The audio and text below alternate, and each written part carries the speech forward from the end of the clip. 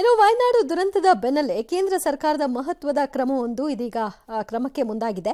6 ರಾಜ್ಯಗಳನ್ನು ಆವರಿಸಿಕೊಂಡಿರುವ ಪಶ್ಚಿಮ ಘಟ್ಟದಲ್ಲಿ ಅಂದಾಜು 56,000 ಚದರ ಕಿಲೋಮೀಟರ್ ಪ್ರದೇಶವನ್ನು ಪರಿಸರ ಸೂಕ್ಷ್ಮ ಪ್ರದೇಶ ಅಂತ ಪ್ರಕಟಿಸಿ 5ನೇ ಕರಡು ಅಧಿಸೂಚನೆಯನ್ನ ಪ್ರಕಟಿಸಿದೆ. ಇದರಲ್ಲಿ ವಯನಾಡಿನಲ್ಲಿ ಗುಡ್ಡಕುಸ್ತುವಾದ 13 ಗ್ರಾಮಗಳು ಕೂಡ ಸೇರ್ಕೊಂಡಿವೆ. ಇದರ ವ್ಯಾಪ್ತಿಗೆ ಕರ್ನಾಟಕದ ಭೂಭಾಗವೇ ಹೆಚ್ಚು ಬರಲಿದೆ ಅನ್ನೋದು ವಿಶೇಷ. ಪರಿಸರ ಸೂಕ್ಷ್ಮ ಪ್ರದೇಶಗಳಿಗೆ ಸಂಬಂಧಿಸಿ ಇದೀಗ ಹೊರಡಿಸಿರುವ ಅಧಿಸೂಚನೆಗೆ ಆಕ್ಷೇಪಣೆ ಸಲಹೆಗಳನ್ನ ಕೊಡೋದಕ್ಕೆ 60 ದಿನಗಳಲ್ಲಿ ಸಲ್ಲಿಸಬಹುದು ಅಂತ ಕೋರಿದೆ. ಇದಕ್ಕೆ ನಿರೀಕ್ಷೆಯಂತೆಯೇ ವ್ಯಾಪಕ ವಿರೋಧ ವ್ಯಕ್ತವಾಗುವ ಎಲ್ಲಾ ಸನ್ನಿವೇಶಗಳು ಇದೆ. ಈ ಮಧ್ಯೆ ಪಶ್ಚಿಮ ಘಟ್ಟದಲ್ಲಿ 2015ರ ನಂತರದ ಅರಣ್ಯ ಒತ್ತುವರಿ ತೆರವಿಗೆ ಮತ್ತು ಅನಧಿಕೃತ ಹೋಮ್ ಸ್ಟೇ ರೆಸಾರ್ಟ್ ವಿರುದ್ಧ ಕ್ರಮಕ್ಕೆ ಅರಣ್ಯ ಸಚಿವ ಈಶ್ವರ ಖಂಡ್ರೆ ಆದೇಶ ಮಾಡಿದ್ದಾರೆ. ಚಿಕ್ಕಮಗಳೂರು, ಶಿವಮೊಗ್ಗ, ಮೈಸೂರು, ಚಾಮರಾಜನಗರ, ಬೆಳಗಾವಿ, ದಕ್ಷಿಣ ಕನ್ನಡ, ಉತ್ತರ ಕನ್ನಡ, ಉಡುಪಿ, ಕೊಡಗು, ಹಾಸನ ಸೇರಿ ರಾಜ್ಯದ ಪಶ್ಚಿಮ ಘಟ್ಟದಲ್ಲಿ 2015ರ ನಂತರ ಆಗಿರುವ ಎಲ್ಲ ಅರಣ್ಯ ಒತ್ತುವರಿಯನ್ನ ಕಟ್ಟುನಿಟ್ಟಾಗಿ ತೆರವುಗೊಳಿಸುವಂತೆ ಸೂಚನೆಯನ್ನು ಕೊಟ್ಟಿದ್ದಾರೆ. 1 ತಿಂಗಳೊಳಗೆ ಕೈಗೊಂಡ ಕ್ರಮದ ವಿವರವನ್ನ ಕಡತದಲ್ಲಿ ವರದಿ ಸಲ್ಲಿಸುವಂತೆ ಸೂಚಿಸಿದ್ದಾರೆ. ಪೀಳಿಗೆಗೆ ನಾವು ಸುರಕ್ಷಿತವಾದಂತಹ ಒಂದು ಭೂಮಿ ಕೊಡಬೇಕು ಅಂತ ಹೇಳಿದ್ರೆ ಪಶ್ಚಿಮ ಘಟ್ಟದ ಏನು ನಮ್ಮ ಅರಣ್ಯ ಒತ್ತುವರಿ ಆಗಿದೆ, ಗುಡ್ಡಗಳು ಕಡಿದು ಇವತ್ತಲ್ಲಿ ಪ್ಲಾಂಟೇಶನ್ ಮಾಡಿದ್ದಾರೆ, ಅಲ್ಲಿ ಮನೆ ಕಟ್ಟಿದ್ದಾರೆ, ರೆಸಾರ್ಟ್ ಕಟ್ಟಿದ್ದಾರೆ, ಹೋಮ್ ಸ್ಟೇಗಳು ಮಾಡಿದ್ದಾರೆ, ಯಾರು ಅಕ್ರಮ ಮಾಡಿದ್ದಾರೆ, ಒತ್ತುವರಿ ಮಾಡಿದ್ದಾರೆ ಅಂಥವರೆಲ್ಲರಿಗೆ ತೆರವುಗೊಳಿಸುವಂಥದ್ದು ಕಠಿಣವಾದಂತಹ ಕ್ರಮ ತೆಗೆದುಕೊಳ್ಳಲಿಕ್ಕೆ ಆದೇಶವನ್ನು ಕೊಟ್ಟಿದ್ದೇನೆ. ಸೊ ಒಟ್ಟು 6 ರಾಜ್ಯಗಳು ಬರುತ್ತೆ. ಅದರಲ್ಲಿ ಯಾವ್ಯಾವ ರಾಜ್ಯಗಳಲ್ಲಿ ಎಷ್ಟೆಷ್ಟು ವ್ಯಾಪ್ತಿಯಲ್ಲಿ ಈ ಭೂ ಪ್ರದೇಶಗಳು ಬರುತ್ತೆ ಅಂತ ನೋಡೋಣ. ಪಶ್ಚಿಮ ಘಟ್ಟದ ಪರಿಸರ ಸೂಕ್ಷ್ಮ ಪ್ರದೇಶಗಳು ಕರ್ನಾಟಕನೇ ಅತಿ ಹೆಚ್ಚಾಗಿರೋದು 20,668 ಚದರ ಕಿಲೋಮೀಟರ್. ಕೇರಳದ್ದು 9,993.7 ಚದರ ಕಿಲೋಮೀಟರ್. ಒಟ್ಟು 6 ರಾಜ್ಯಗಳು ಬರುತ್ತೆ ಇದರಲ್ಲಿ. ಕರ್ನಾಟಕ, ಕೇರಳ, ತಮಿಳುನಾಡು, ಮಹಾರಾಷ್ಟ್ರ, ಗೋವಾ ಮತ್ತು ಗುಜರಾತ್. ಸೊ ಇವಿಷ್ಟು ಇದಾವೆ. ಅದರಲ್ಲಿ ತಮಿಳುನಾಡು 6,914 ಚದರ ಕಿಲೋಮೀಟರ್, ಮಹಾರಾಷ್ಟ್ರ 17,340 ಚದರ ಕಿಲೋಮೀಟರ್, ಗೋವಾ 1,461 ಚದರ ಕಿಲೋಮೀಟರ್, ಗುಜರಾತ್ 449 ಚದರ ಕಿಲೋಮೀಟರ್ ಇರೋದು.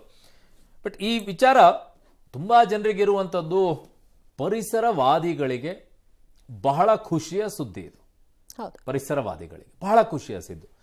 ಬಟ್ ಇನ್ನೊಂದು ಕಡೆಗೆ ರಾಜಕಾರಣಿಗಳಿಗೆ ಬಹಳ ಬೇಸರದ ಸುದ್ದಿ ಇದು. ಬಟ್ ಅವರು ಲಕ್ಷಾಂತರ ಜನರ ಜೀವನೋಪಾಯದ ನೆಪ ಹೇಳ್ಕೊಂಡು ಅವರುಗಳು ಬೆಳೆ ಬೇಯಿಸ್ಕೊತಾ ಇದ್ದಾರೆ. ಎಕ್ಸಾಕ್ಟ್ಲಿ ಇಲ್ಲ ಆಗ್ತಾ ಇರೋದು. ನಾನು ಈ ವಿಚಾರದಲ್ಲಿ ಸ್ವಲ್ಪ ಕೇಳಿಕೊಂಡೆ, ಹೇಗೆ ಏನು ಎತ್ತ ಅಂತ ಹೇಳಿ ವಿಚಾರದಲ್ಲಿ ಹೇಳ್ತಾ ಇರೋದು ಸ್ಪಷ್ಟವಾಗಿದೆ. ಅಲ್ಲಿರುವಂತಹ ವಾಸವನ್ನ ಮಾಡುವಂತ ಜನರನ್ನ ಯಾರನ್ನೂ ಕೂಡ ಅಲ್ಲಿಂದ ಡಿಸ್ಟರ್ಬ್ ಮಾಡಲ್ಲ, ಅವರನ್ನ ಯಾರನ್ನೂ ಕೂಡ ಆಚೆಗೆ ಕಳುಹಿಸಲ್ಲ. ಅವರು ಅಲ್ಲಿ ವಾಸವನ್ನ ಮಾಡ್ಕೊಳ್ಬಹುದು. ಆ ಊರುಗಳಿದ್ರೆ ಆ ಊರಲ್ಲಿ ವಾಸವನ್ನ ಮಾಡ್ಕೊಳ್ಬಹುದು, ಗ್ರಾಮಗಳಿದ್ರೆ ಆ ಗ್ರಾಮ ಹಾಗೆ ಇರುತ್ತೆ, ಆ ಗ್ರಾಮಗಳೊಳಗಡೆ ಮನೆ ಕಟ್ಕೊಳ್ಬಹುದು, ಅದ್ರ ಸಮಸ್ಯೆ ಇಲ್ಲ. ಎಲ್ಲಿ ಸಮಸ್ಯೆ ಆಗತ್ತೆ ಅಂತಂದ್ರೆ ಕಮರ್ಷಿಯಲ್ ಆಕ್ಟಿವಿಟೀಸ್ ಗಳನ್ನ ಯಾರು ಮಾಡೋ ಹಾಗಿಲ್ಲ. ಲೈಕ್ ರೆಸಾರ್ಟ್, ಮೈನಿಂಗ್ ಅನ್ನ ಮಾಡುವಂಥದ್ದು, ಹೋಮ್ ಸ್ಟೇಗಳನ್ನ ಮಾಡುವಂಥದ್ದು, ರೋಡ್ಗಳನ್ನ ಮಾಡುವಂಥದ್ದು, ಇವುಗಳನ್ನ ಯಾವುದನ್ನು ಕೂಡ ಇದರಲ್ಲಿ ಮಾಡೋ ಹಾಗಿಲ್ಲ. ಅದಕ್ಕೆ ನಿರ್ಬಂಧಗಳನ್ನ ಹೇರಲಾಗತ್ತೆ. ಅದ್ಯಾವುದು ಕೂಡ ಇದರಲ್ಲಿ ಬರೋದಿಲ್ಲ. ಬಟ್ ರಾಜಕಾರಣಿಗಳು ಅಥವಾ ಅದಕ್ಕೆ ಸಂಬಂಧಪಟ್ಟಂತ ಇನ್ನುಳಿದಂಥ ಬಿಸ್ನೆಸ್ ಮೆನ್ಸ್ಗಳು ಏನ್ ಮಾಡ್ತಾರೆ, ಅಲ್ಲಿರುವಂತ ಗ್ರಾಮಗಳಿರುವಂತ ಜನರನ್ನ ನಿಮ್ಮನ್ನ ಎಬ್ಬಿಸ್ಬಿಡ್ತಾರೆ, ನಿಮ್ಮನ್ನ ತೆಗೆಸ್ಬಿಡ್ತಾರೆ ಅಂತ ಪಕ್ಷಾತೀತವಾಗಿ ಸೇರ್ಕೊಳ್ತಾರೆ. ಎಲ್ಲರೂ ಕೂಡ ಓಹೋಹೋ ಏನ್ ಜೊತೆಯಾಗಿ ನಿಂತ್ಕೊಳ್ತಾರೆ ಅಂದ್ರೆ ಕಾಂಗ್ರೆಸ್ ಅನ್ನೋಂಗಿಲ್ಲ, ಬಿಜೆಪಿ ಅನ್ನೋಂಗಿಲ್ಲ, JDS ನವ್ರು ಇದಾರೆ ಆ ಕಡೆ ಇರ್ಬೋದೇನೋ, ಯಾಕಂದ್ರೆ ಸ್ವಲ್ಪ ಭಾಗಗಳಿದೆ, ಶಿವಮೊಗ್ಗ ಆ ಕಡೆಗೆಲ್ಲ ಒಂದಿಷ್ಟು ಅವ್ರದ್ದು ಶಕ್ತಿ ಇದೆ, ಲೀಡರ್ಸ್ಗಳು ಇದ್ದಾರೆ. ಹಾಗಿದಾಗ ಅಲ್ಲಿರುವಂಥವರೆಲ್ಲ ಆ ಜನರನ್ನ ಪಾಪ ಒಕ್ಲೆಬ್ಬಿಸ್ಬಿಟ್ಟು ಜೋರಾಗಿ ಹೋರಾಟವನ್ನ ಮಾಡೋ ರೀತಿಯಲ್ಲಿ ನಾನು ಹೇಳ್ತೀನಿ, ಈ ವಿಚಾರದಲ್ಲಿ ನೀವು ವಾಸವನ್ನ ಮಾಡೋರಿದ್ರೆ ನಿಮ್ಗೆ ಯಾವ ಸಮಸ್ಯೆಗಳು ಇಲ್ಲ. ಕೇರಳದ ವಯನಾಡಲ್ಲಿ ಆಗೋ ಪರಿಸ್ಥಿತಿಗಳು ಮುಂದೆ ಆಗಬಾರದು ಅನ್ನೋ ದೃಷ್ಟಿಯಿಂದ ಈ ನಿರ್ಧಾರವನ್ನ ತೆಗೆದುಕೊಂಡಿದ್ದಾರೆ. ಎಕ್ಸಾಕ್ಟ್ಲಿ 2012ರಲ್ಲಿ ಸುಪ್ರೀಂ ಕೋರ್ಟ್ ನಲ್ಲಿ ಒಂದು ಆದೇಶ ಬರುತ್ತೆ, ಈಕೋ ಸೆನ್ಸ್ ಝೋನ್ ಅಂತ ಹೇಳಿ ಡಿಕ್ಲೇರ್ ಮಾಡ್ತಾರೆ. ನೀವು ರೆಸಾರ್ಟ್ಗಳ ನಿಮ್ದು ಇದ್ರೂ ಕೂಡ ನಿಮ್ಮನಲ್ಲಿ ಕಿತ್ತು ಹಾಕಲ್ಲ. ಅದು 2012ಕ್ಕಿಂತ ಮುಂಚಿತವಾಗಿರಬೇಕು. ನನಗಿರೋ ಈಗ ಸದ್ಯದ ಮಾಹಿತಿ ಪ್ರಕಾರ 2012ಕ್ಕಿಂತ ಮುಂಚಿತವಾಗಿ, ಯಾಕಂದ್ರೆ 2012ಕ್ಕೆ ಸುಪ್ರೀಂ ಕೋರ್ಟು ಈಕೋಸ್ ಇನ್ ಝೋನ್ ಅಂತ ಮಾಡ್ತಾರೆ ಅಲ್ಲಿ. ಸೊ ಹಾಗಾಗಿ ಆ ಈಕೋಸೆನ್ಸ್ ಝೋನ್ ಆದ ನಂತರದ ಯಾವ್ಯಾವ ರೆಸಾರ್ಟ್ಗಳಿದೆ ಅವುಗಳೆಲ್ಲ ಆಚೆ ಹೋಗ್ತವೆ. 2012ಕ್ಕಿಂತ ಮುಂಚೆ ಇರುವಂತವು ಯಾವಾದ್ರೂ ಇದ್ರೆ ಅವಕ್ಕೆ ಯಾವ ಸಮಸ್ಯೆಗಳು ಕೂಡ ಇರೋದಿಲ್ಲ ಅಂತ ಈಗಿರೋ ನನಗೆ ಮಾಹಿತಿ.